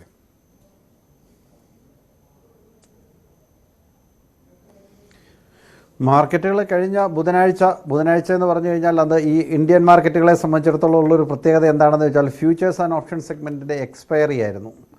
അപ്പോൾ അന്ന് ഒരു ഇടിവ് കാണിച്ചു. അന്നത്തെ ഇടിവിനുള്ളൊരു പ്രധാന കാരണം ഈ അദാനി ഗ്രൂപ്പ് സ്റ്റോക്കുകളിലുള്ള ഒരു ന്യൂസ് റിപ്പോർട്ട് പുറത്തു വന്നതാണ്. ഇപ്പോൾ താങ്കൾ സൂചിപ്പിച്ച പോലെ ഒരു നെഗറ്റീവായിട്ടുള്ള ഒരു ന്യൂസ് റിപ്പോർട്ട്, ഒരു forensic research firm, US based ആയിട്ടുള്ള ഒരു ഫേമാണ്. അവർ ഈ റിപ്പോർട്ട് പുറത്ത് വിട്ടപ്പോൾ തീർച്ചയായിട്ടും അതിൻ്റെ പേരിൽ മാർക്കറ്റിൽ ഒരു സെല്ലിംഗ് ഉണ്ടായി. F&O എക്സ്പയറി പ്രഷറോടെ വന്നപ്പോഴത്തേക്കും ആ സെല്ലിംഗ് കുറച്ച് സ്ട്രോങ് ആയിട്ട് വന്നു. അതാണ് ബുധനാഴ്ച സംഭവിച്ചത്. എന്നാൽ ബുധനാഴ്ച മാർക്കറ്റ് ക്ലോസ് ചെയ്തതിന് ശേഷം ഈ അദാനി ഗ്രൂപ്പിൻ്റെ ഈ ഇവരുടെ പുറത്തുവിട്ട ഒരു 98 പേജ് റിപ്പോർട്ടിൽ പല കാര്യങ്ങളും ആരോപിക്കുന്നുണ്ട്. അപ്പോൾ അത് എത്രമാത്രം ശരിയാണ് തെറ്റാണ് എന്നുള്ളതൊക്കെ പലതും വെരിഫൈ ചെയ്യണം. എന്നിരുന്നാൽ പോലും അദാനി ഗ്രൂപ്പിൻ്റെ ഭാഗത്തു നിന്ന് വലിയൊരു റെസ്പോൺസ് അതിന് എഗൻസ്റ്റായിട്ട് കേസ് കൊടുക്കുമെന്നൊക്കെ ഏതോ CFO ആരാണ്ടോ ഒന്ന് പറഞ്ഞു. പക്ഷേ ഇതൊരു താൽക്കാലിക ഫിനോമിനയായി കാണേണ്ടതുണ്ടോ അതോ ഇത് വിപണിയിൽ ദീർഘനാൾ ഇതിന്റെ പ്രതിഫലനങ്ങൾ ഉണ്ടാകുമെന്നാണോ നാം കണക്കാക്കേണ്ടത്? ഇല്ല, വളരെ വലിയ നാളിലേക്കൊന്നും ഈ അദാനി ഗ്രൂപ്പ് ഇഷ്യൂ ഒരു പ്രതിഫലനം ഉണ്ടാകത്തില്ല. പക്ഷേ മാർക്കറ്റിൻ്റെ അടുത്ത ഒരു 6 മാസത്തേക്കുള്ള ഗതിവിധികൾ വേറെ പല കാര്യങ്ങളുമായിട്ട്, interest rate, global economic situation, ഇന്ത്യയിലെ സാമ്പത്തിക സിറ്റുവേഷൻ, പോരാഞ്ഞിട്ട് ഇന്ത്യയിൽ ഇപ്പോൾ ഒരു ബജറ്റ് വരികയാണ് 31-ാം തീയതി, അല്ല 1-ാം തീയതി, ഫെബ്രുവരി 1-ാം തീയതി. അപ്പോൾ ഈ കാര്യങ്ങളിൽ ആ ബജറ്റ് പ്രപ്പോസൽസിനെയൊക്കെ വെച്ചിട്ടായിരിക്കും മാർക്കറ്റിൻ്റെ ഒരു മൊത്തത്തിലുള്ള ഗതി. പക്ഷേ ഈ അദാനി ഗ്രൂപ്പിൻ്റെ ഒരു സ്വാധീനം എന്താണെന്ന് ചോദിച്ചാൽ 9ഓളം ലിസ്റ്റഡ് കമ്പനികളുണ്ട്.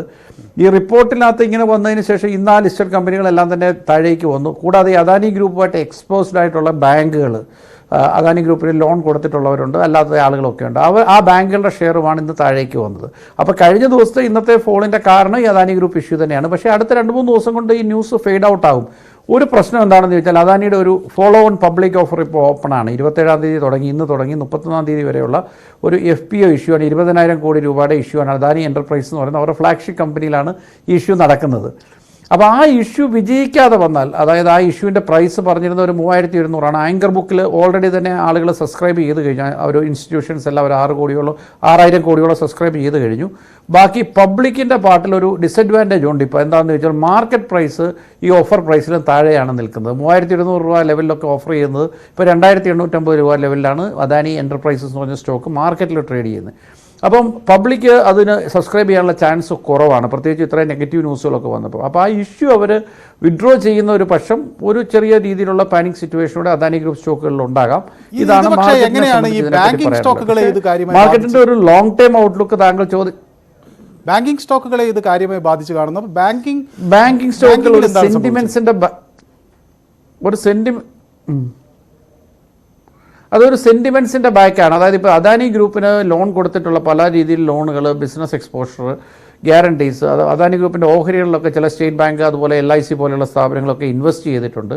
അപ്പോൾ ഇങ്ങനെയൊക്കെയുള്ള സ്ഥാപനങ്ങൾക്ക് ഈ അദാനി ഗ്രൂപ്പിൻ്റെ ഇപ്പോൾ വന്നിട്ടുള്ള വെളിപ്പെടുത്തലുകളും അതിൻ്റെ ഒരു ഡെവലപ്മെൻറ്റ്സും ഒക്കെ കുറച്ച് നെഗറ്റീവായിട്ട് ബാധിക്കുന്നു എന്നുള്ളത് ഒഴിച്ച് ബാങ്കിങ് സിസ്റ്റത്തിനെയോ അല്ലെങ്കിൽ ഓവറോൾ ബാങ്കിങ് സ്റ്റോക്കുകളെ ഒരു പരിധി കൂടുതൽ ബാധിക്കത്തില്ല. അത് പെട്ടെന്ന് തന്നെ റിക്കവർ ചെയ്യാനുള്ള ചാൻസ് ഉണ്ട്. അത് പെട്ടെന്ന് തന്നെ റിക്കവർ ചെയ്യാന്ന് പറഞ്ഞാൽ മൊത്തം മാർക്കറ്റ് റിക്കവർ ചെയ്യുമ്പോൾ.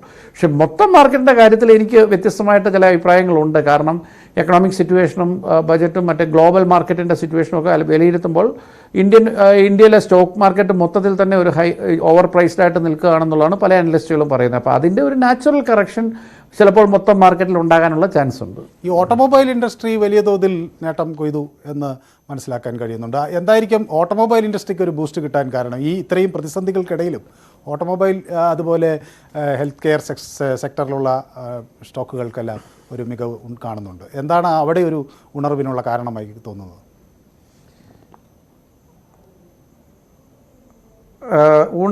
വലിയൊരു ഉണർവുണ്ടോ എന്ന് ചോദിച്ചാൽ പറയാൻ ഒക്കില്ല. പക്ഷേ ഈ ഒരു ഇന്നത്തെ പോലത്തെ ഒരു പാനിക് മാർക്കറ്റ് സിറ്റുവേഷൻ വരുമ്പോൾ ഈ സമയത്ത് ചില ബിഗ് ഇൻസ്റ്റിറ്റ്യൂഷൻസും മറ്റുമൊക്കെ അവർ ടാർഗറ്റ് ചെയ്യുന്ന സ്റ്റോക്കുകൾ വാങ്ങാനായിട്ട് ട്രൈ ചെയ്യാറുണ്ട്. മ്യൂച്വൽ ഫണ്ടുകളും വലിയ ഇൻസ്റ്റിറ്റ്യൂഷനും FISും ഒക്കെ. അപ്പോൾ അവർക്ക് പൊതുവേ ഹെൽത്ത് കെയർ, ഓട്ടോമൊബൈൽ പോലെയുള്ള സെക്ടേഴ്സിൻ്റെ ഒരു പെർഫോമൻസ് റിസൾട്ടുകൾ നല്ലതാണ്. ഇപ്പോൾ കഴിഞ്ഞ ദിവസം പുറത്ത് വന്ന ടാറ്റ മോട്ടോഴ്സിൻ്റെ റിസൾട്ട്, മാരുതിയുടെ റിസൾട്ടൊക്കെ സൂചിപ്പിക്കുന്നത് ഓട്ടോമൊബൈൽ സെയിൽസൊക്കെ ഇമ്പ്രൂവ് ചെയ്യുന്നുണ്ട് എന്നുള്ളതാണ്. ഹെൽത്ത് കെയർ സെക്ടറിന് ഈ ബജറ്റിൽ ബെനിഫിറ്റ് കിട്ടും എന്നുള്ള ഒരു സൂചനകളൊക്കെ രാവിലെ തൊട്ട് മാർക്കറ്റിലുണ്ടായിരുന്നു. അതുകൊണ്ട് ഇൻഡെക്സ് നോക്കുമ്പോൾ ഇൻഡെക്സ് ഇപ്പോൾ താങ്കൾ പറഞ്ഞ പോലെ സെൻസെക്സ് 1000 പോയിൻറ്റും നിഫ്റ്റി 300 പോയിൻറ്റും മേളിലും ഒക്കെ വീണു എന്ന് പറയുമ്പോഴും ഇൻഡെക്സിൽ വെയിറ്റുള്ള ചില ബാങ്കുകളും അതുപോലെ അദാനി ഗ്രൂപ്പ് സ്റ്റോക്കുകളുമാണ് വീണിരിക്കുന്നത്. ബാക്കിയുള്ള സ്റ്റോക്കുകളിൽ ചിലതൊക്കെ പ്രത്യേകിച്ചും ഓട്ടോമൊബൈലിലും ഹെൽത്ത് കെയറിലും ഒക്കെയുള്ള സ്റ്റോക്കുകൾ ഇമ്പ്രൂവ് ചെയ്യുകയാണ് ചെയ്തിട്ടുള്ളത്. പ്രിൻസ് ജോസഫ്, ഞാൻ താങ്കളിലേക്ക് മടങ്ങി വരാം. ഇപ്പോൾ സാമ്പത്തിക വിദഗ്ധ മേരി ജോർജ് നമ്മളോടൊപ്പം ചേരുന്നു. ശ്രീമതി മേരി ജോർജ്, ഈ മാർക്കറ്റിൽ നിന്നുണ്ടായ ഈ വീഴ്ചയെ എങ്ങനെ കാണണം, എങ്ങനെ അവലോകനം ചെയ്യണം? ഈ റിപ്പോർട്ട് എന്ത് തരത്തിലുള്ള ഒരു പ്രതിഫലനമാണ് മൊത്തത്തിൽ എക്കോണമിയിൽ സൃഷ്ടിക്കുക?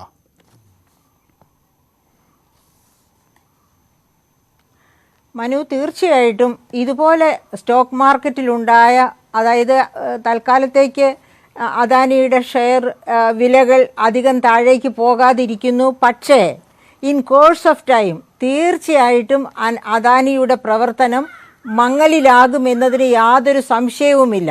അതിന് ഹിൻഡൻബർഗ് റിപ്പോർട്ടിലേക്ക് നമ്മൾ പോകണം. എന്താണ് ഹിൻഡൻബർഗ് പറഞ്ഞത്? ഹിൻഡൻബർഗ് പറഞ്ഞ ഒരു സെൻറ്റൻസ് ഞാൻ വായിക്കാം. Adani engaged in brazen stock manipulation and accounting fraud scheme over the course of decades എന്നാണ് പറഞ്ഞിരിക്കുന്നത്. ഇന്നോ ഇന്നലെയോ തുടങ്ങിയതല്ല അദാനിയുടെ ഈ ഫ്രോഡുലൻ്റ് ആയിട്ടുള്ള പ്രാക്ടീസസ്. ശ്രീമതി മേരി ജോർജ്, അതിന് മറുപടിയുമായി അദാനി എത്തിയിട്ടുണ്ട്. 8 കമ്പനികൾ ലിസ്റ്റ് ചെയ്ത 9 8 കമ്പനികളും ബിഗ് 6 ഓഡിറ്റേഴ്സ് ആണ് അത് ഓഡിറ്റ് ചെയ്യുന്നത്. 9ാമത്തെ കമ്പനിയും ഇസ് ഓൾസോ കോണ്ടംപ്ലേറ്റിംഗ് എന്നാണ് പറഞ്ഞത്, അത്തരം മികവുറ്റൊരു ഓഡിറ്റിങ്ങിൽ. അപ്പോൾ ഇതിൻ്റെ വിശ്വാസ്യതയെ ചോദ്യം ചെയ്യാൻ അദാനിക്ക് കഴിയും എന്ന് കരുതേണ്ടതുണ്ടോ?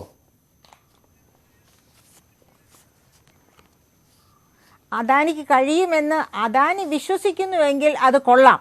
കാരണം എന്താണെന്ന് വെച്ചാൽ ഹിൻഡൻബർഗ് അദാനിയെ വെല്ലുവിളിച്ചിട്ടുണ്ട്. അവർ US കോടതിയിൽ വന്ന് കേസ് ഫയൽ ചെയ്യട്ടെ, ഞങ്ങൾ അതിനെ കോടതിയിൽ നേരിട്ട് കൊള്ളാം. അതായത് അവർ 2 വർഷം കൊണ്ട് നടത്തിയ ഒരു റിസർച്ച് ഇൻവെസ്റ്റിഗേഷൻ്റെ റിസൾട്ടാണ് ഇപ്പോൾ ഹിൻഡൻബർഗ് റിപ്പോർട്ട് എന്നും പറഞ്ഞ് അദാനിയെ പറ്റി പറഞ്ഞിരിക്കുന്നത്. പ്രത്യേകിച്ച് അവർ പറയുകയാണ് അദാനി കേസിന് പോകുമെന്ന് പറഞ്ഞപ്പോൾ അവരുടെ റിപ്ലൈ എങ്ങനെയാണെന്നറിയാമോ? 88 ചോദ്യങ്ങൾ ഞങ്ങൾ അദാനി ഗ്രൂപ്പിൻ്റെ പ്രവർത്തന ശൈലിയുമായി ബന്ധപ്പെട്ട് അതിൻ്റെ മർമ്മപ്രധാന കാര്യങ്ങളെ മനസ്സിലാക്കത്തക്ക രീതിയിലുള്ള 88 ചോദ്യങ്ങൾ ഞങ്ങൾ ഉന്നയിച്ചു. ആ 88 ചോദ്യങ്ങൾക്കും കൃത്യമായ ഉത്തരം സുതാര്യമായി തന്നാൽ അത് അദാനിയുടെ ബിസിനസ് സുതാര്യതയാണ് ചൂണ്ടിക്കാണിക്കുക. പക്ഷേ അദാനി അതിലൊരൊറ്റ ചോദ്യത്തിന് പോലും ഉത്തരം നൽകിയില്ല എന്നാണ് ഹിൻഡൻബർഗ് പറയുന്നത്. ഏത് ലോക കോടതിയാണ് അങ്ങനെയുള്ള ഒരു റിപ്പോർട്ട്? അവർ വളരെ ശക്തമായി നിരവധി കേസുകൾ ഇങ്ങനെ വർഷങ്ങളായി ഗവേഷണം നടത്തി ഇതുപോലെയുള്ള തെറ്റായ പ്രവണതകളോടെ പ്രവർത്തിക്കുന്ന കമ്പനികൾക്കെതിരെ രൂക്ഷ വിമർശനവുമായി വരികയും അതിലൊക്കെ വിജയിക്കുകയും ചെയ്ത കമ്പനിയാണ് ഹിൻഡൻബർഗ് കമ്പനി എന്ന് പറയുന്നത്. അപ്പോൾ അങ്ങനെ വരുമ്പോൾ ഈ വിഷയം എത്ര പയറ്റാവുന്ന എല്ലാ അടവുകളും പയറ്റും. അപ്പോൾ എത്ര ദൂരവ്യാപകമായ ഒരു ആഘാതമായിരിക്കും നമ്മുടെ വിപണിക്ക് ഈ വിഷയം ഏൽപ്പിക്കുക? എന്താണ് ശ്രീമതി മേരി ജോർജ് കരുതുന്നത്? അതായത് ഇത് വളരെ ദൂരവ്യാപകമായ പ്രതിഫലനങ്ങൾ ഇന്ത്യൻ ഇക്കോണമിയിൽ സൃഷ്ടിക്കും. അദാനി ഗ്രൂപ്പിന് മാത്രമല്ല. അതായത് ഞാൻ ഒരു കാര്യം പറയട്ടെ മനു, ലോകം ഏറ്റവും ആദരിച്ച 20ാം നൂറ്റാണ്ടിലെ ഏറ്റവും വലിയ ഇപ്പോഴത്തെയും ഇപ്പോൾ ആരുമില്ല അദ്ദേഹത്തോളം പ്രഗത്ഭനായിട്ടുള്ള ഒരു സാമ്പത്തിക ശാസ്ത്രജ്ഞനുണ്ടായിരുന്നു, ലോർഡ് കെയ്ൻസ്. കെയ്ൻസ് ഒരു പ്രൊഫഷണൽ സ്റ്റോക്ക് ബ്രോക്കർ ആയിരുന്നു. അങ്ങനെ ഗ്രേറ്റ് ഡിപ്രഷൻ 1929 മുതൽ 1931 വരെയുള്ള ഗ്രേറ്റ് ഡിപ്രഷൻ ഉണ്ടായത്. ആ ഡിപ്രഷൻ കഴിഞ്ഞ് അദ്ദേഹം എഴുതിയ ഒരു ബുക്കുണ്ട്, general theory of interest interest and money. ആ പുസ്തകത്തിൽ അദ്ദേഹം പറയുന്നുണ്ട് സ്റ്റോക്ക് മാർക്കറ്റ് എന്ന് പറയുന്നത് ഒരു ചൂതുകളി കേന്ദ്രം പോലെയാണ്. ആ ചൂതുകളി കേന്ദ്രത്തിൻ്റെ ചുഴിയിൽപ്പെട്ടാൽ സമ്പദ്ഘടനകൾ പോലും മുങ്ങിപ്പോകുമെന്നാണ് അദ്ദേഹം പറഞ്ഞിരിക്കുന്നത്. അപ്പോൾ അതുപോലെ, അതായത് അദ്ദേഹം സ്റ്റോക്ക് മാർക്കറ്റിനെ പറ്റി പറയുന്നത് സ്റ്റോക്ക് മാർക്കറ്റിലെ വമ്പൻ കമ്പനികൾ, ഇതുപോലെയുള്ള ഫ്രോഡുലൻ്റ് ആയിട്ടുള്ള കമ്പനികൾ പരസ്പരം പുറം ചൊറിയും. എന്താണ് പരസ്പരം പുറം ചൊറിയുക എന്നതുകൊണ്ട് ഉദ്ദേശിക്കുന്നത്? അങ്ങോട്ടും ഇങ്ങോട്ടും അവർ സഹായിക്കും. അതായത് എല്ലാത്തരം തെറ്റായ പ്രാക്ടീസസും നടത്തുന്നതിന് കമ്പനികൾ പരസ്പരം സഹായിക്കും. അങ്ങനെ പരസ്പരം സഹായിക്കുന്നതിനെയാണ് പുറം ചൊറിയുക. അല്ലെങ്കിൽ you scratch my back, I will scratch your back എന്ന ഒരു ഫ്രേസ് ഉണ്ട്. അപ്പോൾ ആ തരത്തിൽ ചെയ്താണ് ഈ കമ്പനികൾ സമ്പദ്ഘടനയെ താറുമാറാക്കാനായിട്ട് ശ്രമിക്കുക. മനു, ഒരു കാര്യം ഓർക്കുക, 1904 നമ്മുടെ ആദ്യത്തെ അയൺ ആൻഡ് സ്റ്റീൽ കമ്പനിയുമായിട്ട് ടാറ്റ വരുന്നത്. ആ ടാറ്റയെ പറ്റി ഇതുവരെ 1904 മുതൽ 2023 ആയിരിക്കുന്നു, ഇതുവരെ ഇപ്രകാരം ഒരു കംപ്ലൈന്റ് എങ്കിലും ഒരു ഗവേഷണ സ്ഥാപനം പറഞ്ഞിട്ടുണ്ടോ? ഇല്ല. കാരണം ടാറ്റ സുതാര്യതയോട് കൂടിയാണ് ഇവിടുത്തെ റിസോഴ്സസ് യൂട്ടിലൈസ്. ഞാൻ ശ്രീമതി മേരി ജോർജിലേക്ക് ഒരു നിമിഷം തിരിച്ചു വരാം. Prince George, Shrimati Mary George J M. കെയ്ൻസിനെ ചൂണ്ടിക്കാണിച്ചുകൊണ്ടാണ് ഉദ്ധരിച്ചുകൊണ്ടാണ് പറയുന്നത് ഈ ചൂതാട്ട കേന്ദ്രങ്ങൾക്കൊരു വിപണി എങ്ങനെ അല്ലെങ്കിൽ ഒരു എക്കോണമി എങ്ങനെ തകർക്കാൻ കഴിയും എന്നതുപോലെ വിപണിക്ക് അത്രമാത്രം ഒരു സ്വാധീനം ഉണ്ട് എന്നതാണ്. അപ്പോൾ അത്ര ദൂരവ്യാപകമായ ഒരു ആഘാതം ഏൽപ്പിക്കാൻ കഴിയുമെന്നാണോ ഈ സ്റ്റോക്ക് എക്സ്ചേഞ്ച് മേഖലയിൽ പ്രവർത്തിക്കുന്നവർ ഇതിനെ കണക്കാക്കുന്നത്?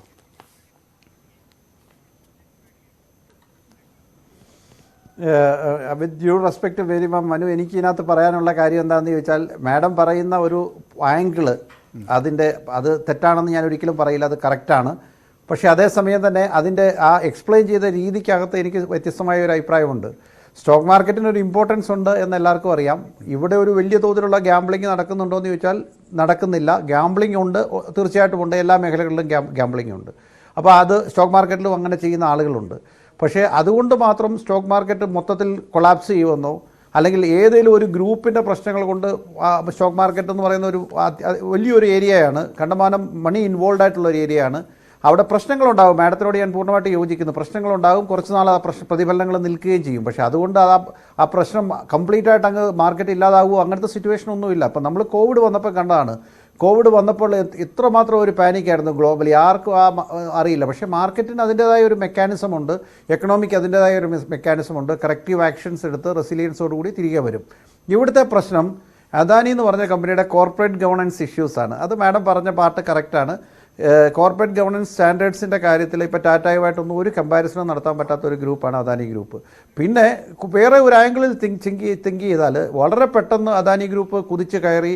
ഇപ്പോൾ ഈ കഴിഞ്ഞ 5-6 വർഷം കൊണ്ടാണ് അവർ ഇത്രയും ഒരു പല മൊമ്പന്മാരെയും കടന്ന്, ടാറ്റ ഗ്രൂപ്പിനെയും അല്ലെങ്കിൽ റിലയൻസ് ഗ്രൂപ്പിനെയും ഒക്കെ കടന്ന് അവർ ഇന്ത്യയിലെ നമ്പർ 1 ആയി. ഗ്ലോബലി ഇയാൾ രണ്ടാമത്തെ വലിയ റിച്ചസ്റ്റ് പേഴ്സണായി, ഗൗതം അദാനി എന്ന് പറയും. അദാനി ഗ്രൂപ്പ് എന്ന് പറയുമ്പോൾ ഗൗതം അദാനി, അദ്ദേഹത്തിൻ്റെ 2 ബ്രദേഴ്സ്, പിന്നെ അദ്ദേഹത്തിൻ്റെ ബ്രദർ ഇൻ ലോ സമീർ എന്ന് പറഞ്ഞ ഒരാൾ, ഇവരെല്ലാം കൂടെ കൂടുന്നതാണ് അദാനി ഗ്രൂപ്പ്. അപ്പോൾ ഇവർ ഇത്രയും വലിയൊരു സമ്പത്ത് വന്നപ്പം എല്ലാവരുടെയും ഒരു ശ്രദ്ധാകേന്ദ്രമായി ഇന്ത്യയിലും ഇന്ത്യക്ക് പുറത്തും.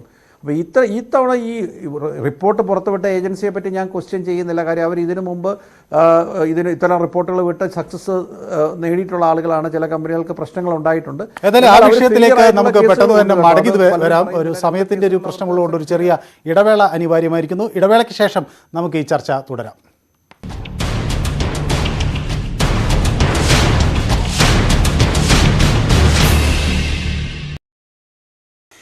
ഹിൻഡൻബർഗ് റിപ്പോർട്ടിനെ തുടർന്ന് ഓഹരി വിപണിയിലുണ്ടായ പ്രശ്നങ്ങളാണ് നമ്മൾ ഇതുവരെ ചർച്ച ചെയ്തത്.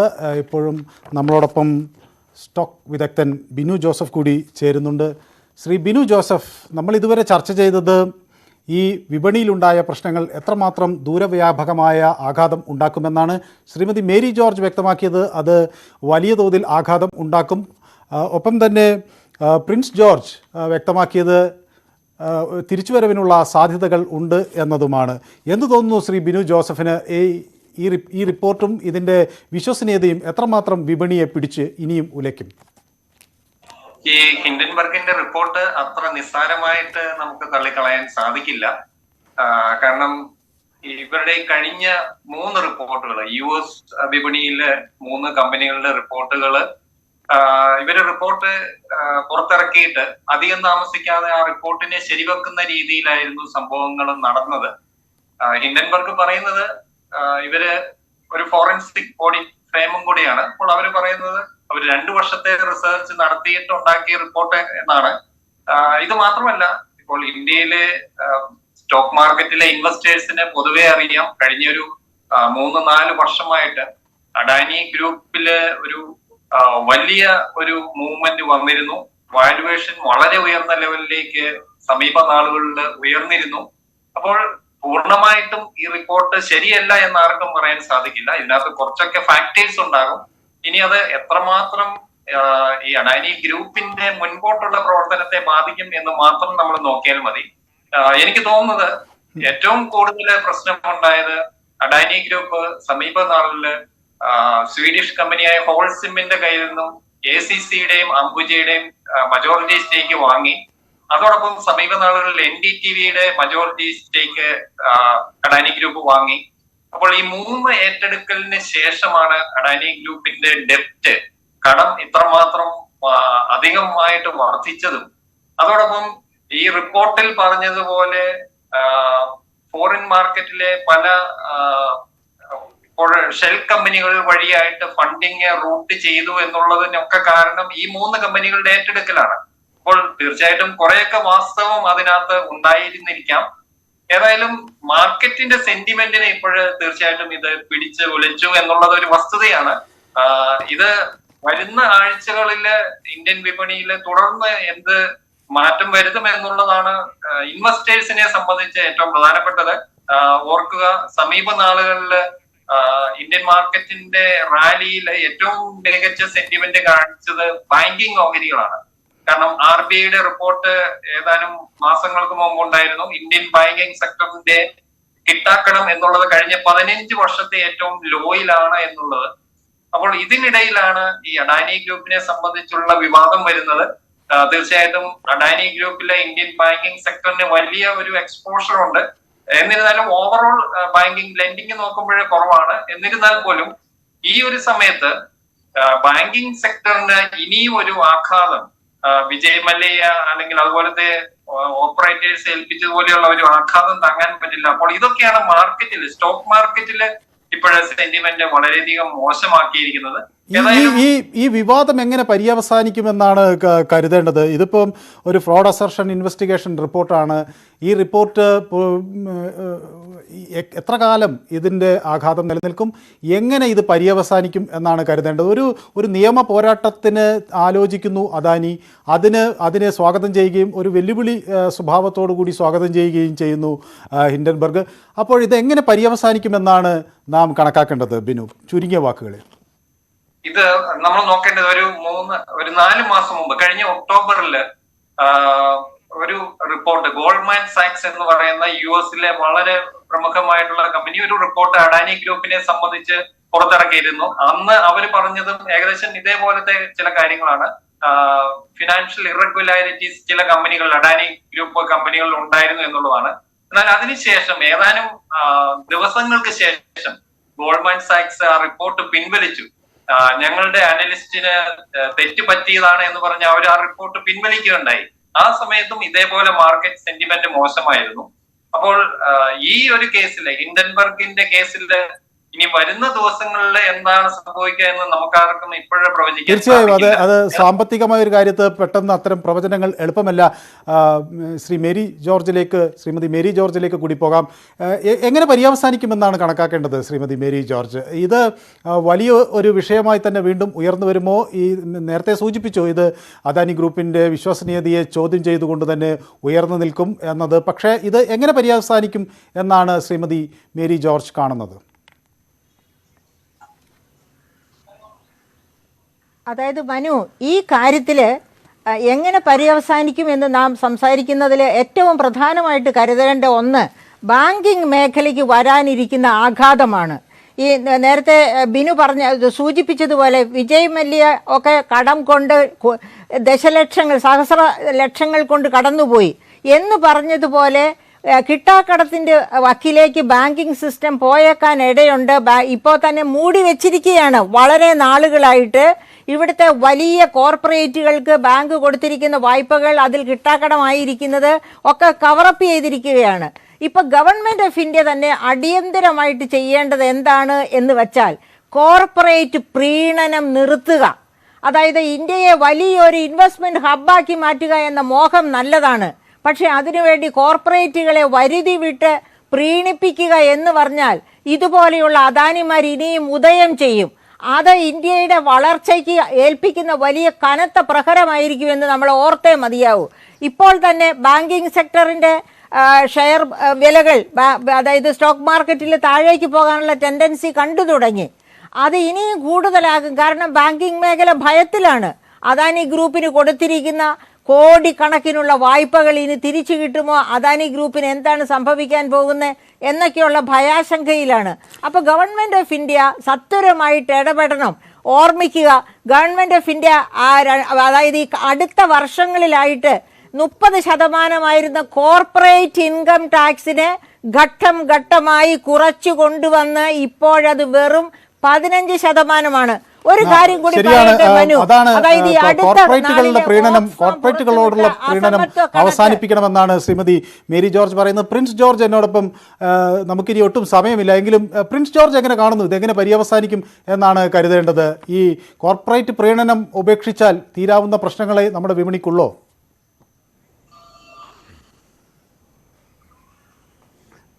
ഇല്ല, എനിക്കതിനോടൊന്നും പൂർണ്ണമായിട്ട് യോജിപ്പില്ല. മാഡം പറയുന്ന ചില ആംഗിളുകൾ കറക്റ്റാണ്. പക്ഷേ അതിൻ്റെ ഒരു പ്രശ്നം എന്താണെന്ന് ചോദിച്ചാൽ, നമ്മളെ സംബന്ധിച്ചിടത്തോളം നമ്മുടെ എക്കണോമി വളരണം, ആളുകൾക്ക് ജോലി സാധ്യതകൾ കൂടുതലായിട്ടുണ്ടാകണം എന്നുള്ളത് എല്ലാവരുടെയും ആഗ്രഹത്തിൽപ്പെട്ട കാര്യമാണ്. എക്കണോമി വളരണമെന്നുണ്ടെങ്കിൽ തീർച്ചയായിട്ടും അതിന് ഒരു പരിധി വരെ അങ്ങനെ വളരുന്ന എക്കണോമിയിൽ പ്രയോജനം ഉണ്ടാക്കുന്നത് കോർപ്പറേറ്റ്സുമാണ്. അവരുടെ ഒരു പാർട്ടിസിപ്പേഷനോടുകൂടി എക്കണോമിക്ക് വളരാൻ സാധിക്കില്ല. പബ്ലിക് സെക്ടറിലോ അല്ലെങ്കിൽ ഗവൺമെൻറ്റിനോ ഒക്കെ ചെയ്യാവുന്നതിനൊക്കെ ഒത്തിരി പരിമിതികളുണ്ട്. പക്ഷേ ഇവിടുത്തെ പ്രശ്നം അതല്ല. പ്രോപ്പറായിട്ടുള്ളൊരു ഗവർണൻസ് ഇവിടെ നടക്കുന്നുണ്ടോ എന്നുള്ളത് മാഡം പറഞ്ഞ പോലെ ഗവൺമെൻറ്റാണ് നോക്കേണ്ടത്. ഗവൺമെൻറ് തീർച്ചയായിട്ടും അതിനകത്തൊരു സൂപ്പർവിഷൻ നടത്തി, അതിനുള്ള ഒത്തിരി റെഗുലേറ്റേഴ്സ് ഉണ്ട്, ഒത്തിരി ഏജൻസീസ് ഉണ്ട്, റിസർവ് ബാങ്ക് ഉണ്ട്, അല്ലെ സെബി പോലെയുള്ള ഏജൻസീസ് ഒക്കെ. ഏതായാലും കോർപ്പറേറ്റുകളെ എങ്ങനെ പൂർണ്ണമായി അഴിച്ചുവിടരുത് എന്നാണ് ശ്രീമതി മേരി ജോർജ് പറഞ്ഞ ആ നിലപാടിനോട് ഒരുപക്ഷെ പ്രിൻസ് ജോർജ് യോജിക്കുന്നുണ്ടാവും അല്ലേ? തീർച്ചയായിട്ടും ഉണ്ട്. തീർച്ചയായിട്ടും അത് ഒരു പരിധിക്കപ്പുറത്തേക്ക് പോകാൻ പാടില്ല. അത് ഒരു കൂടി ഗുണവും ചെയ്യത്തില്ല. കാര്യം അതിനകത്ത് മാൽ പ്രാക്ടീസ് ഉണ്ടാകാനുള്ള ചാൻസ് ഉണ്ട്. പിന്നെ ഇതെങ്ങനെ പോയി വൈൻഡപ്പ് ചെയ്യുമെന്നുള്ള കാര്യത്തിൽ എനിക്ക് പറയാനുള്ള കാര്യം, ഒന്ന്, അദാനി ഗ്രൂപ്പിൻ്റെ ഈ റിപ്പോർട്ടുകളൊക്കെ ഇന്ത്യയിൽ ഒരു ഇൻവെസ്റ്റിഗേഷൻ നടത്തിയിട്ട് ഒരു ഫോൾട്ട് കണ്ടെത്തിയാൽ തീർച്ചയായിട്ടും അദാനി ഗ്രൂപ്പിന് മുന്നോട്ട് ഫണ്ട് റേസ് ചെയ്യാനും ഒക്കെ ഉള്ള ബുദ്ധിമുട്ടുകളുണ്ടാകും. ഒരു ആംഗിളാണ്. അതിനുപോലെ തന്നെ ചില ബാങ്കുകൾക്കെങ്കിലും അതിൽ എക്സ്പോഷറുള്ള ബാങ്കുകൾക്കും മറ്റുമൊക്കെ റൈറ്റ് ഓഫും മറ്റുമൊക്കെ ആയിട്ട് പ്രോഫിറ്റബിലിറ്റി കുറയാനും ഒക്കെയുള്ള ചാൻസ് ഉണ്ട്. ബാങ്കിങ് സെക്ടറിനെ മൊത്തമായിട്ട് ഇത് ബാധിക്കുമോ എന്ന് ചോദിച്ചാൽ നമ്മുടെ ബാങ്കിങ് സെക്ടർ വെൽ ക്യാപിറ്റലൈസ്ഡ് ആണ്. അത്യാവശ്യം ഇപ്പോഴത്തെ ഈ പണ്ടത്തെ സിറ്റുവേഷനിൽ നിന്ന് ഒത്തിരി മാറി ഈ NPA സിറ്റുവേഷൻസ് ഒക്കെ നോർമലായ സ്ഥിതിക്ക് ഈ ബാങ്കിങ് സെക്ടറുകളെ ബാധിക്കില്ല എന്നാണ് കരുതേണ്ടത്. ഏതായാലും ഇതൊരു കുറെ കൂടെ സമയമെടുത്ത് ചർച്ച ചെയ്യേണ്ട ഒരു വിഷയമാണ്. പക്ഷേ സമയക്കുറവ് കൊണ്ട് ഈ ചർച്ച ഇവിടെ അവസാനിപ്പിക്കേണ്ടി വരുന്നു. വിപണി ഇടിഞ്ഞതിൻ്റെ കാരണം എന്നായിരുന്നു നമ്മൾ പരിശോധിച്ചത്. വളരെ നന്ദി. എന്നോടൊപ്പം ഈ ചർച്ചയിൽ പങ്കെടുത്ത Shrimati Mary George, Shri Prince George, Shri Binu Joseph. ഈ ചർച്ച ഇവിടെ സമാപിക്കുന്നു.